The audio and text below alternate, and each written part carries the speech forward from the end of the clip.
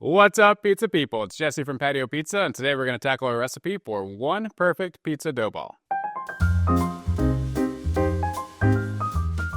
This is one of those questions that I get in the comments often. Why does this make so much dough? What am I going to do with all these extra dough balls? Can I scale this down? Apparently, some of you have a lot more self-control than I do, and you don't want to eat pizza 5 days a week. I want you to know that I hear you. So I've taken the time to do a little research and experimentation, and I've scaled back some of my most popular dough recipes into a recipe for one perfect dough ball. And with that, let's get going. Here's what you're gonna need. A half a cup of cool water, 1 1/4 cups of bread flour or 00 flour, a 1/4 teaspoon of instant dry yeast, 1/3 of a teaspoon of salt, a little olive oil, a mixing bowl, and a medium-sized Tupperware container. Got it? Awesome. Let's get started. First, pour your water into the mixing bowl, then sprinkle in the yeast and give it a little stir to hydrate. No need to proof your yeast unless you suspect it might be dead, like it's been sitting in your cabinet since Y2K. If it's expired, grab some fresh yeast, and if you're paranoid, add a pinch of honey and wait a few minutes to see if it bubbles. Next, add your flour and salt. Mix it together until you get a shaggy dough, then drizzle in about a teaspoon of olive oil. This is optional, but I find it makes the dough a little softer and a little easier to work with. Grab a fork or spoon and mix until everything comes together. Once it forms a rough dough, take it out and knead it by hand for about a minute or 2. After that, pop it back into the mixing bowl, cover with a damp towel, and let it rest for 15 minutes. After 15 minutes, knead the dough for another 3 to 5 minutes. The second knead is what's going to help that dough structure really come together and give you a nice smooth dough. So let's go ahead and ball it up.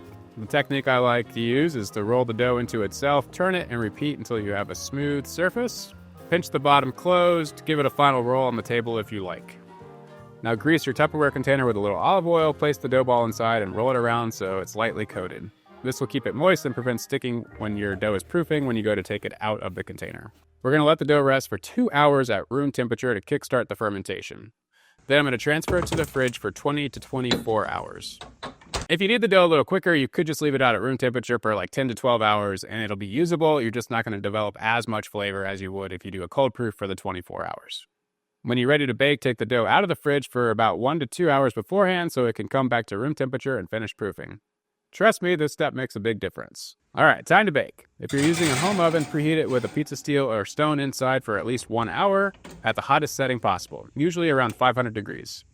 Okay, let's check out this dough. It's been out for a few hours now. It's super soft and nice and gassed up. It does not take much at all to stretch this out. I'm going to keep it easy peasy today and just hit it with a simple pizza sauce of San Marzano tomatoes, olive oil, and salt. Then I'll go ahead and throw a little bit of fresh mozzarella on there and call it good. This is going to go into that preheated oven and will take about 8 minutes to bake, or until the crust is golden brown. And there you have it. The end result is a beautiful crunchy pizza with gorgeous crumb structure and deep, flavorful crust.